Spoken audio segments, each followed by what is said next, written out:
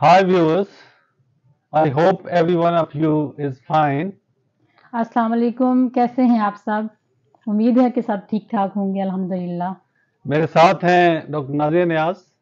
आज हम डिस्कस करेंगे इनलार्ज्ड प्रोस्टेट, जी क्योंकि ये एक बहुत ही जो स्पेशली जो एल्डरली मेल्स हैं उनका बहुत बड़ा ये मसला बन चुका है।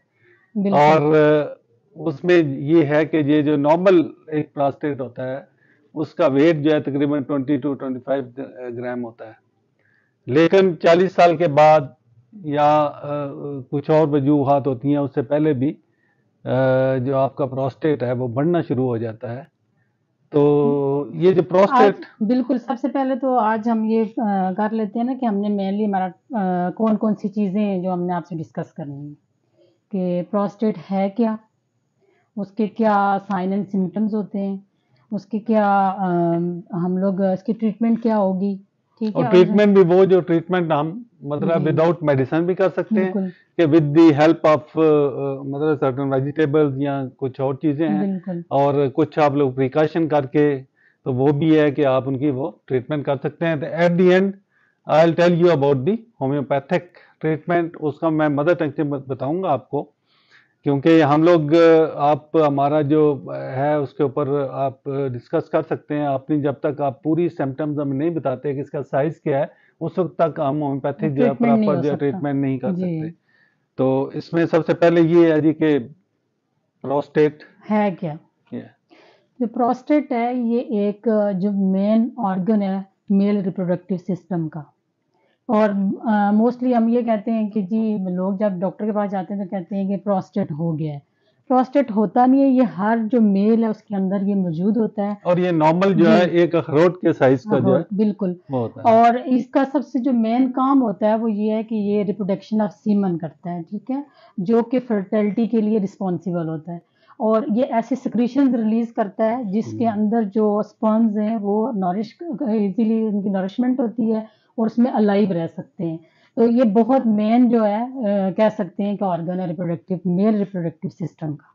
अभी आते हैं जी इसकी रीजन की तरफ। बिल्कुल व्हाट आर द रीजंस कि क्यों ये हो जाता है। तो नॉर्मल जिस तरह मैंने बताया कि ये अबाउट जब एक मेल जो है 40 साल का तकरीबन हो जाता है, बिल्कुल तो उसके बाद ये नेचुरली हर किसी का ये बढ़ना शुरू हो शुरू हो जाता जाता है। है। ये कोई इतनी बड़ी बात नहीं होती, जैसे कि आपने खुद भी देखा होगा कि 40 साल की एज में जब खवातीन पहुंचती हैं तो उनके जो यूट्रस है उसके अंदर फाइब्राइड हो जाते हैं, सिस्ट हो जाती हैं, लम्प्स हो जाती हैं, इसी तरह से ब्रेस्ट लम्प बन जाती हैं। तकरीबन 40% खवातीन में ये होता है। इसी तरह से और इसी तरह मेल डॉक्टर के साहब अंदर इसकी जो है जो ना ये दूसरी प्रॉब्लम रीजन है होता ये है। एक जेनेटिक भी है जी कि आपकी फैमिली में अगर फैमिली ये हिस्ट्री डिजीज अगर है, हो फैमिली हिस्ट्री में मतलब है किसी के वालिद साहब को था या दादा को था या नाना जी को था, तो उसमें भी ये ट्रांसफर हो सकता है। बिल्कुल। तो उसके अलावा एक और जो रीजन है वो है ओबेसिटी, ओबेसिटी, हाँ जी, मोटापा। मोटापा मोटापा जिस तरह मैंने पहले भी कई दफा बता चुका हूँ कि मोटापा काफी सारी बीमारियों की जड़ है। जड़ होती है। और इसका क्योर मैंने अभी कुछ दिन पहले अपनी कुछ एक्सरसाइजेज भी मैंने अपलोड की हैं, तो उसमें बताया है। और उसके अलावा हम बहुत जल्दी एक मोटापे के ऊपर एक प्रोग्राम भी डिटेल करेंगे, प्रोग्राम हाँ, करेंगे जिसके अंदर इंशाल्लाह। हम बताएंगे जी कि किस तरह हम इस मोटापे को कम कर सकते हैं।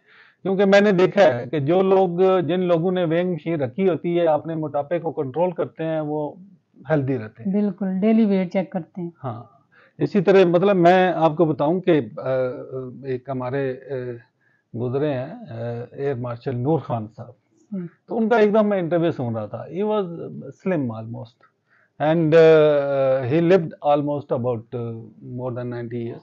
तो वो माशाल्लाह। एक बंदा इनका जब इंटरव्यू करने के लिए गया तो ही सेड कि जी मैंने आपका इंटरव्यू करना है। तो उसने कहा आ जाए, वो ही used to go for the walk. तो उस वक्त वो गया लेकिन ही वॉज 5 मिनट्स लेट। तो उसने कहा नहीं सॉरी अब दोबारा आए। बहरहाल वो दोबारा गया। तो उसने कहा जी मैं दो तीन चीज़ें करता हूँ। एक तो ये है कि मैंने वेइंग मशीन अपने वॉशरूम में रखी हुई है कि जब भी मतलब मैं इसका ऑलमोस्ट डेली मैं इसका जो है वो वेट करता हूँ, अपना वजन करता हूँ कि मेरा कितना है। अगर मैं समझता हूँ कि मेरा वजन जो है वो बढ़ रहा है, ज़्यादा हो रहा है, तो फिर मैं ये करता हूँ कि नेक्स्ट डे मैं रोज़ा रख लेता हूँ। रोजा रखते हैं।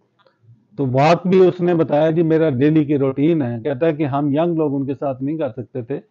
तो वो कहता है कि माशाल्लाह उनकी बड़ी हेल्थी थी। फिर कुछ अर्सा बाद जब मुझे वो नज़र नहीं आए, तो मैंने घर गया, जाके पता किया, तो उन्होंने कहा जी कि वो 2-3 दिन बीमार रहे हैं, तो उनकी जी। डेथ हो गई। तो ये है, वो डेथ तो अल्लाह की तरफ से है, वो है। लेकिन ये है कि मोटापा जो है, इसके ऊपर one has to be take it very serious. बिल्कुल इवन आजकल हम देख रहे हैं कि बच्चे बहुत मोटे हो रहे ऐसे हैं ही। और सारे हो रहे हैं। तो लाइफस्टाइल जो है चेंजेस, लाइफस्टाइल चेंजेस जो है ये हमें लानी होंगी। हमें बिल्कुल ज़्यादा से ज़्यादा पैदल चलना होगा और ज़्यादा से ज़्यादा वॉक करनी होगी। अपनी जो खुराक है उस हिसाब से आप लें कि जिससे जो है बैलेंस डाइट बिल्कुल। उसमें जी। ना लें जो है तो उसका जो है। इसकी एक रीज़न ये भी है कि जो आप एक ही जगह बैठे रहते हैं, जैसे ऑफ़िस वर्क पे काफ़ी सारे जो हमारे भाई हैं, वो जो ऑफ़िस वर्क करते हैं, तो वो एक ही जगह बैठे रहते हैं। उसकी वजह से वो भी एक रीज़न है इसमें। ये मतलब जी, भाई ये सारी वो रीजंस हैं। अभी कमिंग जी, आउट ऑफ द सिम्टम्स, बिल्कुल। तो सबसे बड़ी जो आपकी सिम्टम है वो एक तो ये है जी कि आपको रात के वक्त जब आपको ये प्रोस्टेट का मसला होगा तो आपको वॉशरूम जाना पड़ेगा, 2-3-4 दफ़ा जी, आप उठते हैं, फ्रीक्वेंटली जाते हैं आप। जी, जाते हैं जो है। और फिर ये है कि आपका कंट्रोल भी सम टाइम नहीं होता। नहीं होता। मतलब वंश आप वॉशरूम में जाना भी चाह रहे होते हैं, तो कई दफ़ा रास्ते में ही आपका पेशाब जो है वो निकल जाता है। तो अनफॉर्चुनेटली ये एल्डरली लोग जो होते हैं उनके अंदर ही होता है, अगर वो शुरू में उसकी क्योर मैन नहीं करते। और एक और मैं यहाँ पे बताता चलूँ कि इट्स रिवर्सेबल। बिल्कुल ठीक हो सकता है। हाँ, ये मतलब जी, बेसिकली वही क्या होता है कि उसके अंदर वो स्वेलिंग टाइप ही होती है और वो सोजन इन्फेक्शन टाइप हुई होती है कि जब आप ट्रीटमेंट करते हैं, जब आप प्रिकॉशंस करते हैं, तो वो जब अपनी जगह पे आ जाती है तो फिर आपकी ये बिल्कुल। जो है ये स्वेलिंग्स ये ख़त्म हो जाती हैं और आपका जो है उसके जी, अलावा ये है कि पेन भी आपको होता है, डल पेन रहता है। डल जी, पेन लोअर आपको। एब्डोमिनल पेन होता है आपको। और इसमें ये है कि यूरिन बाज़ दफ़ा ये होता है रिटेंशन ऑफ यूरिन भी हो जाती है। हम्म, यानी कि आपका पेशाब रुक जाता है। कुछ अब देखें बुज़ुर्ग जो हैं वो अक्सर ये शिकायत करते हैं कि पेशाब रुक-रुक के आता है या बिल्कुल रुक जाता है और फिर उनको कैथेटर पास किया जाता है। वो जी, लगाया होता है, आपने जी देखा बैग होगा लगा कि यूरिन बैग शैग बैग लगा लगा देते हैं जी। और उसके ताकि उनका यूरिन जो है वो इसमें पास हो। ये है कि जो प्रोस्टेट का है इसमें अगर 20 से 40 साल तक के अगर हम उसको डिस्कस करें तो 20 से 40 साल में सिंपल जिनको प्रोस्टेट का मसला होता है उसे एक्यूट प्रोस्टाइटिस कहते हैं। वो इतना कोई सीरियस नहीं होता नॉर्मल मतलब आप थोड़ी बहुत मेडिकेशन लेते हैं और वो क्योर हो डॉक्टर साहब जाता है। भाई, एक और मेरी बात मेरे जी, जहन में आ रही है कि जिनका जेनेटिक प्रॉब्लम है, किसी के वालिद में था या दादा में था या नाना में था, तो उसका ये होता है कि उन बंदों को शुरू से ही, अगर उनको पता है कि हमारे किसी को था ये, तो शुरू वो उनको शुरू से ही प्रिकॉशंस करने चाहिए। बिल्कुल, मैं बिल्कुल। आपको बताऊं कि मैंने एक दफ़ा एक खान साहब को देखा, ये बड़ी पुरानी बात है, हम लोग उस वक्त जस्ट लेफ्टिनेंट थे कि वो वेटर को देखा कि वो ट्रे में कुछ चीज़ लेके जाता है डेली उनके लिए अर्ली इन द मॉर्निंग। तो वो एक दिन मैंने देखा, मैंने कहा इधर आओ, क्या लेके जा रहे हो? ये सर कि मैं ये जो है ना, ये जो लहसुन होता है, लहसुन के टुकड़े। हाँ टुकड़े जी, टुकड़े, वो जो दो होती हैं, 2 पीस, वो 2-3 जो है ना वो लेके जाता था। तो एक दिन हमने पूछ लिया, हमने कहा सर आप ये लहसुन खाते हैं, इसकी कोई रीज़न? कहते हैं यार मेरी फैमिली में जो है ना ये हार्ट का मसला है, यानी कि 40 साल से ऊपर जाती कोई नहीं है। तो लेकिन हुँ। उन्होंने हर किस्म की वो प्रिकॉशन की, आपने मतलब एहतियात की या खाने पीने में बाकी चीज़ों में, तो अल्हम्दुलिल्लाह ही रिटायर्ड एज ए जनरल और स्टिल इज माशाल्लाह। लाइफ। आप देखें नहीं, हमारे से ये कितने देखिए ज़्यादा थे मतलब अगर हमारे बुजुर्ग। फैमिली में है, सबसे बड़ी एग्ज़ाम्पल ये जो आपने दी है, इसके अलावा हमारे घर में जो मौजूद थी, इनकी मेरे जो दादा जान हैं, हमारी फैमिली हिस्ट्री में ये है कि हार्ट प्रॉब्लम सबको है, सबका ब्लड हम्म, प्रेशर हाई रहता है। तो अक्सर हम उनको देखते थे, बहुत वॉक करते थे, बहुत केयर करते थे अपनी। तो हम जब उनसे पूछते थे कि आप इतनी केयर क्यों करते हैं? तो वो कहते थे कि हमारे ख़ानदान में कोई 40 से ऊपर नहीं जाता, 40-50 साल एज होती है, हार्ट का प्रॉब्लम हो जाता है, बीपी ज़्यादा हो जाता है और और मुझे डेथ हो पता है जाती कि है। वो 100 से ज़्यादा हो गया 100 था से उनकी ज़्यादा ज़्यादा माशाल्लाह से वाकई उनकी माशाल्लाह ज़िंदगी थी। अल्हम्दुलिल्लाह। तो तो जब इनकी ट्रीटमेंट की तरफ आते हैं कि अगर आपने ट्रीटमेंट करनी है विदाउट मेडिसिन, तो उसमें ये है कि पहले तो कहते हैं कि ब्लैडर जो आपके इरिटेंट हैं उनको आप उसकी इस्तेमाल जो ना करें। ब्लैडर इरिटेंट इसकी एक वजह ये भी है कि जो पोस्टीरियर वॉल है ब्लैडर की, वहाँ पे चूँकि प्रोस्टेट होता है और वहाँ से जो डक्ट है यूरिनरी डक्ट वो वहाँ से गुज़र के जाती है, जिसकी वजह से जो ब्लैडर वो इरिटेट होता है और सारे जो प्रॉब्लम्स रिटेंशन ऑफ यूरिन और मिक्सचरेशन बर्निंग मिक्सचरेशन होती है, बार-बार यूरिन आता है, तो ये सारी वजूहात उसी वजह से होती हैं, क्योंकि बिल्कुल बैक साइड पे जो यूरिनरी ब्लैडर है उसकी बैक साइड पे ये प्रोस्टेट मौजूद होता है, main एलिटेंट जो है। में सिट्रस फ्रूट जी जो है इनको अवॉइड करना चाहिए, जिसमें माल्टा है, जी संतरा है, आपके लेमन है, बिल्कुल इनको one should avoid avoid it, करना ना चाहिए। जो है इनको जो और है। उसके अलावा स्पाइसी चीज़ें, स्पाइसी जो आपका खाना है उसमें ये मिर्चें वगैरह कम रखें, मसाला जात जो कम लोग रखें। देखते हैं ये तो वैसे भी कोई जी इतना नहीं है, आजकल जो लोग हम लोग समोसे पकोड़े और ये जो बर्गर्स और ये ऑयली वो चीज़ें चीज़ें ये वाली चीज़ें हैं, इनको वन शुड मतलब है कम खा अवॉइड ले, करना मतलब है। वन शुड अवॉइड इतना जो है इतना ज़्यादा इनके ऊपर जो है वो नहीं करना चाहिए। बाकी एक और वो अल्कोहल क्या बताते हैं, वो तो अल्हम्दुलिल्लाह हमारे मुल्क में इतना नहीं है, लेकिन फॉरेन में अगर somebody जी इज यूजिंग इट तो ही शुड स्टॉप इट, मतलब है या कम कर दे उसका जो है उसमें, ताकि वो उसके अंदर वो कम करें। एक और जो रीज़न है वो है शुगर की भी है। जी ये जो है इट इज़ नोन एज, जैसे आप कहते हैं कि सफ़ेद जहर इसको कहते हैं, तो शुगर या शुगर से बनी हुई चीज़ें, चीनी जो है, हाँ चीनी का चीनी, बिल्कुल इंटेक खत्म कर दें, मतलब कम उसमें कर दें इट इसको। Is very good, it is very कोशिश गुड। करें कि छोड़ दें मुकम्मल तौर पे। तो ये जब आप करते हैं तो इसके बाद ये है कि पानी जो है, पानी आप जो है ज़्यादा से ज़्यादा पिएँ, जितना आप दिन के वक्त पी सकते हैं। 5 AM टू 5 PM हाँ कोशिश करें कि सुबह 5 बजे से शाम 5 बजे तक पानी लें। और अगर रात को अगर ज़रूरत पड़ती है तो आप ये नहीं कि वो ममानत है कोई ले सकते हैं, लेकिन ये है कि कोशिश करें कि सुबह 5 से शाम 5 बजे तक जो भी और लिक्विड एज है ए वो लें। मतलब अगर आप नॉर्मल कहें कि जी 8 से 10 गिलास पानी आप लोग जी डेली जो है वो पिए दिन के वक्त। और रात को जो है ना, इसका ये भी है कि रात को आप अवॉइड करें पानी, बिल्कुल जब सोना होता है आपने तो सोने से पहले आप लोग जो पानी है वो ना पिए, उससे वो मतलब फिर आपको रात को उठ के जाना पड़ेगा, तो इस तरह जो है। बिल्कुल उसके अलावा ये भी कहते हैं जी कि इसका जो है आपको मतलब कीगल एक्सरसाइज एक होती हैं वो करनी चाहिए, मतलब है जब आप पेशाब कर रहे हैं, वॉशरूम के अंदर जा रहे हैं, तो one should stop it for 3 to 5 second और पेशाब करते हुए और उसको रोक के रखें और बिल्कुल फिर उसके बाद करें। इससे भी जो है आपका ये ये जो है प्रॉब्लम ठीक हो सकता है। प्रॉब्लम ठीक बेहतर हो इसमें ये सकता है है। कि बीपीएच जो है वो 40 टू 60 या इससे अबव लोगों को होता है। हम्म, तो बिनाइन प्रोस्टेट हाइपरप्लेजिया होता है ये। और बिनाइन का मतलब ये है कि ये मेलिग्नेंट नहीं होता, नॉन कैंसरियस होता है। तो इसमें ये है कि आप इसका अगर तो फर्ज किया किसी को प्रोस्टेट का मसला है और वो इसको लेके बहुत परेशान है, तो वो पीएसए टेस्ट भी करवा सकता है, यानी अपने ब्लड टेस्ट करवा लें, उससे आपको क्लियर हो जाएगा कि ये बिनाइन है या मेलिग्नेंट है। लेकिन मोस्टली चांसेस ये होते हैं कि ये जो है ये बिनाइन होता है।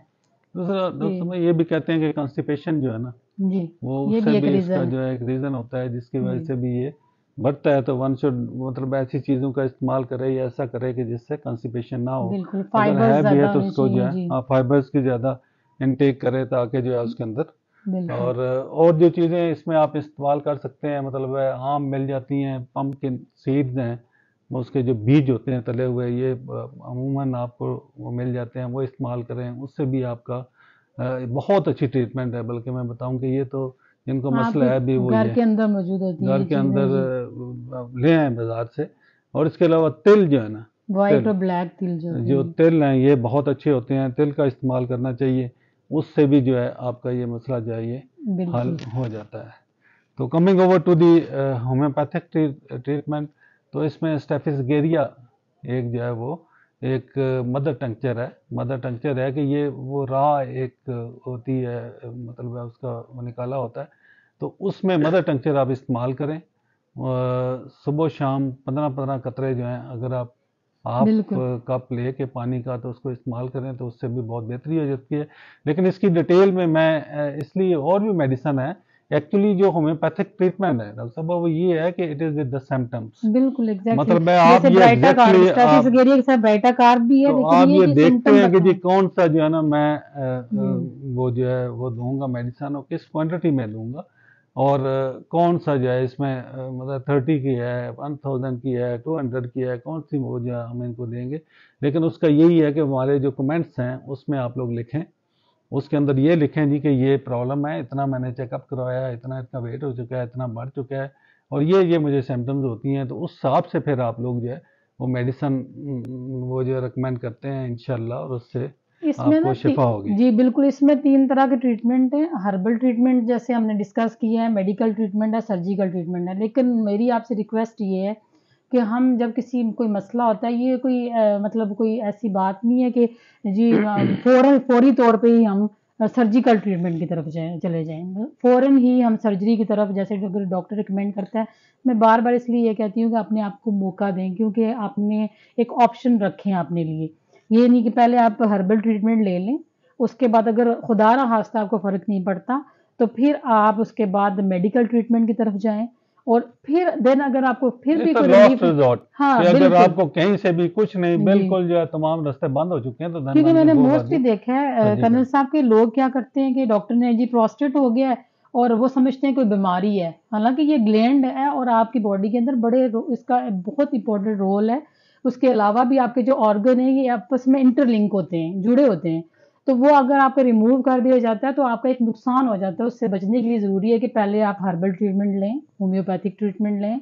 उसके बाद आप अगर उन चीज़ों से भी हाँ, आपको नहीं अगर आराम नहीं। देखते हैं जी। मतलब कैंसर वाला है या खुदा न जी, खास्ता कोई ऐसा है, उसमें तो ये है देन कि दे आप हैव टू ज़रूर रिमूव इट। सर्जिकल ट्रीटमेंट वो की तो तरफ फिर जाएँ। रिमूव करना पड़ता है, जी, अदरवाइज वरना लोगों का हमने देखा है कि जी वो फैल जाता है, और फिर उसके बिल्कुल, बाद जो है पूरी जिस्म में, बॉडी में जब फैल जाता है तो वो फिर ज़्यादा सीरियस हो जाता है। बिल्कुल। तो इसके साथ ही अभी ये है कि मैं आपको जो है इसकी वो फिजिकल जो ट्रेनिंग है, मतलब है इसमें कौन कौन सी आप एक्सरसाइज करें जिससे भी आपका ये जो इनलार्ज प्रोस्टेट है ये कम हो सकता है, ये कम होगा इंशाल्लाह। तो उसमें वो भी मैं आपको करके ये दिखाऊंगा। ज़रूरी है, हाँ, एक्सरसाइज़ दिखाऊंगा मस्ट भी। करनी हाँ, चाहिए। जी। तो इंशाल्लाह जो है अभी हम एक्सरसाइज के लिए करते हैं, और वो जो है अभी आपको इंशाल्लाह जो बताते है हैं कौन सी करें, कौन एक्सरसाइज़ सी करनी। एक्सरसाइजें जी। करनी है। अभी हम बात करेंगे जी कि लॉर्ज प्रोस्टेट जो है इसके लिए कौन कौन सी एक्सरसाइजेज हैं, तो जिनसे जब आप करते हैं तो जिस तरह मैंने पहले बताया कि आपको वार्म अप करना पहले ज़रूरी है। वार्म अप करें, उसके बाद आप स्ट्रेट बिल्कुल बैठें, ऊपर देखें। ये आप देखें कि जितना आप पीछे इसको क्लोज, आपने ये पाँव हैं इनको अपने साथ कर सकते हैं, इनको करें, यहाँ पे हाथ रखें, और ये जो है इस तरह आपने एक्सरसाइज करना है। ये ये आप देखें, आप जितनी दफ़ा आसानी से कर सकते हैं उतनी दफ़ा करें। तो ये आप जो है वो आप इसको करते रहें, ये जो है आपके इसके ऊपर है। उसके बाद एक जो एक्सरसाइज है वो लेट के है, वो जिस तरह की है कि आपने ये जिस तरह नॉर्मल एक साइकिल चलाते हैं इस तरह आपने इनका करना है। ये जो है ये